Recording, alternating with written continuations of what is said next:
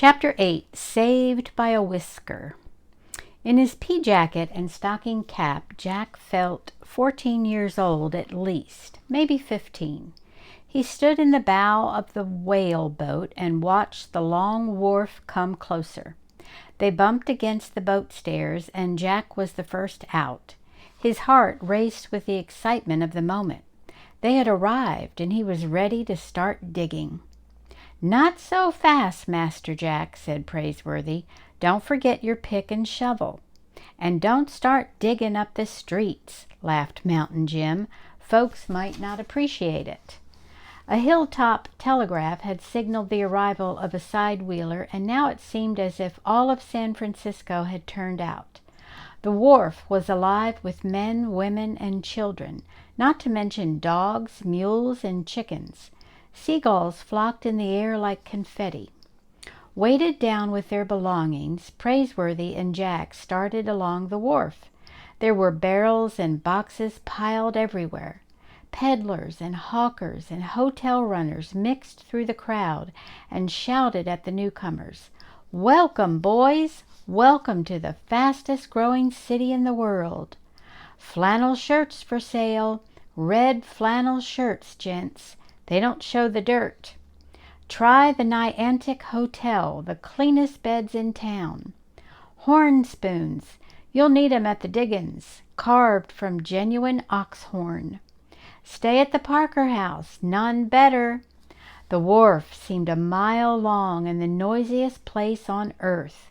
Jack was dazzled by what he saw. Tattooed islanders and East India sailors, and silent Chinese with pigtails dangling behind them like black chains. There were Mexicans moving about to the jingle of their heavy silver spurs, and Chileans in long serapes. I'm not sure what those are. There were mule skinners and businessmen, and there were miners in jackboots and red flannel shirts with the mud of the diggings still in their beards. The city rang to the sound of hammers. Buildings were going up everywhere, and a sand dredger was pounding the air. Men stood in the doorways of the shops, ringing handbells. "Auction! Auction going on! Fresh eggs just arrived from Panama. Step inside, gents. Cheroots and chewing tobacco. Onions at auction. 50 bushels just come in from the Sandwich Islands. Also calomel pills, castor oil, and carpet tacks." Jack gazed about at this street of wonders. There was a smell of mutton from the chop houses and a sizzle of hot grease from the oyster shops. Suddenly, Mountain Jim stopped short. "Billy be hanged," he said, lifting his nose in the air. "Smell that?" Praiseworthy nodded. "It's strong enough to knock a man down. Makes your mouth water, don't it?" "Not exactly," said Jack, trying not to breathe. "It's bear meat. Real California home cooking. Good luck in the diggins, boys. I'm going to follow my nose." Following up the scent like a bloodhound, Mountain Jim crossed the street and turned into a restaurant. Before long, Mr. Azariah Jones dropped away, unable to resist the lure of the auction shops another moment. Praiseworthy and Jack continued along the boardwalk, which was hammered together mostly out of barrel staves, and reached the United States Hotel. Captain Swain had recommended it. "A fine room, if you please," Praiseworthy said to the hotel clerk, "and I think a tub bath would be in order." "Very good, sir," replied the clerk. He was a bald-headed man with thin strands of hair combed sideways from ear to ear. "That'll be $10 extra, each." "What's that?" Praiseworthy scowled. "We don't want to bathe in champagne. Water will do, sir." "Champagne'd be almost cheaper, gents. Water's $1 a bucket, unless you want to wait until next November. Prices come down when it rains." "We'll wait," said Praiseworthy with decision.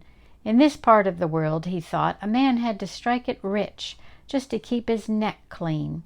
He signed the register, and Jack gazed at a bearded miner pacing back and forth across the lobby floor. He wore a floppy hat, and chestnut hair tumbled out on all sides like mattress stuffing coming loose. He kept glancing at the loud wall clock as if every advancing second might be his last. Jack couldn't take his eyes off the man. Tucked in his wide leather belt were a revolver, a horn spoon, and a soft buckskin bag.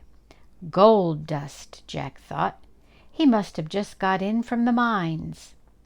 "Ruination," the miner began to mutter. "Ruination." Praiseworthy blotted the register. "How," he asked the clerk, "does one get to the mines?" "Riverboat leaves every afternoon at 4 o'clock from the Long Wharf. Fare to Sacramento City is $25. From there you make your way to the diggings by stage, muleback or foot." Jack shot a glance at Praiseworthy. $25 each! Why, they didn't have that much money. But the butler didn't so much as raise an eyebrow. "We'll be taking the boat tomorrow," he told the clerk. "Ruination," said the miner. "Come along, Master Jack," said Praiseworthy. The walls of their room were lined with blood-red calico, and there was china matting on the plank floor. The window looked out on the shipping in the bay, the mass as thick as a pine forest. There were not only gold ships, but Navy frigates and Chinese junks, and the going and coming of longboats. But Jack wasn't interested in the view. $50 just to get to Sacramento City," he said. "We'll have to walk." "Good exercise, no doubt, but we haven't time for it." Praiseworthy gazed out at the distant hills across the bay. Sacramento City was more than 100 miles upriver, he had heard, and the diggings in the foothills beyond that. "Let me see. It took us 5 months to get this far, and it will take us another 5 months to get home. If we are to keep your Aunt Arabella from being sold out, we have 2 months left. 2 months to fill our pockets with nuggets." Jack found himself pacing back and forth like the miner in the lobby below. "Ruination," Jack said. "We've come all this way, and now we're no closer." "Nonsense," said Praiseworthy. There was a pitcher half filled with water on the chest, and he poured a small amount into the washpan. "We'll be on tomorrow's riverboat, I promise you. Now then, I suggest we wash up as best we can, Master Jack." Wash, Jack thought. There wasn't time to wash. How will we pay the fare? "Let me see. We have $38 left. That's a start, isn't it? Of course, we'll have our room and meals to pay, but if I detect one thing in the air, it's opportunity. The sooner you wash, Master Jack, the sooner we can tend to our financial dilemma. Your Aunt Arabella wouldn't allow you abroad on the streets with dirty ears and sea salt in your eyebrows. And don't forget the soap." "Ruination," Jack muttered again. He might as well be home in Boston. They washed and changed into fresh clothes, and Praiseworthy gathered up their white linen shirts. They needed a good starching and ironing. Praiseworthy had noticed a laundry sign a few doors from the hotel. It wouldn't do, he told himself, to see Master Jack turn into a ragamuffin. No, indeed, Miss Arabella would never forgive me. When they returned to the lobby, the shaggy miner was still there, pacing and muttering in his dusty beard. He glanced at Jack, a dark, sudden glance, and then the butler and the boy went out on the street. But as they ambled along the boardwalk, Jack began to realize that the miner was following them, or so it seemed for a moment. Praiseworthy turned into the laundry, a mere wooden framework tacked with canvas, and set the bundle of shirts on the counter. "How soon may we have these back, sir?" asked the butler. "Very fast service," answered the laundryman. His pigtail bobbed as he bowed. "How fast?" 3 months, unless there is typhoon." 3 months? Typhoon? The man was mad, Praiseworthy thought. Perhaps it was the entire city. "We fully intend to leave by the 4 o'clock riverboat tomorrow." "Not possible," said the Chinese, bowing and slipping his hands into his flowing sleeves. "We send laundry to China. It come back 3-4 months. All wash, starch, iron. Unless there is typhoon. Take longer. No one do laundry here. Everything's sky high. Cheaper, send to China." Praiseworthy picked up the bundle of shirts and gave Jack a look of modest defeat. "Since we've managed without baths, I dare say we can do without starched shirts. Come along." They had hardly gone half a block when Jack saw the miner in the floppy hat once again behind them. The black pistol in his belt suddenly looked larger, but Jack said nothing. The miner could want nothing with them, nothing at all. He was still at their heels when the butler and the boy crossed the street. Now Jack was beginning to feel anxious, even a little scared. Finally, he looked up at Praiseworthy. "He's following us." "Who's following us?" asked the butler. "That miner from the hotel." "Stuff and nonsense. The streets are free to everyone." "But he's following us, Praiseworthy." "Nothing to fear in broad daylight, Master Jack." They continued along the sandy plaza, still looking for opportunity, and the miner marched right behind them. "Must be another madman," said Praiseworthy, turning. He stopped, and the miner stopped, and they stood face to face. "Sir," said the butler, "are you following us?" "Ruination, I sure am." "I'll thank you to go your way, sir." "No offense, gents," the miner said. "Been on the verge of breaking in on your conversation, but it didn't seem courteous." It was hard to see his mouth for the fullness of his beard. "They call me Quartz Jackson, and I just come in from the diggins. My fiancé's due in on the stage any minute, coming up from the capital at Monterey. We ain't never met, but we write a lot of letters, and that's just it." "And that's just what?" said Praiseworthy. "We're supposed to be getting married, but ruination, when she takes one look at me, she's going to think I'm part grizzly bear." He whipped off his floppy hat, and his dusty hair fell out on all sides. "She'll get right back on the stage for Monterey. But shucks, I ain't such a bad-looking gent, leastways. I wasn't when I went on the diggins. I'm just a mite growed over, you might say. Well, I've been tramping every street in town looking for a barber, but they all lit out for the mines. Don't seem to be anyone left here but the cheap Johns." "Cheap Johns?" said Praiseworthy. "Auctioneers. Anyway, that's why I couldn't help staring at the lad here." "Me?" said Jack. "Why, that yeller hair of yours looks fresh from the barber shop, all cut and trimmed. I figured you must have flushed out a barber, and maybe you'd do Quartz Jackson the favor of leading me to him." If Jack had feared the miner for a moment, he couldn't help smiling at him now. He liked the man. "No, sir," he said, "I haven't been to a barber, unless you mean Praiseworthy." "Praiseworthy?" "At your service," said the butler. "It's true, I've been cutting Master Jack's hair, but only out of necessity."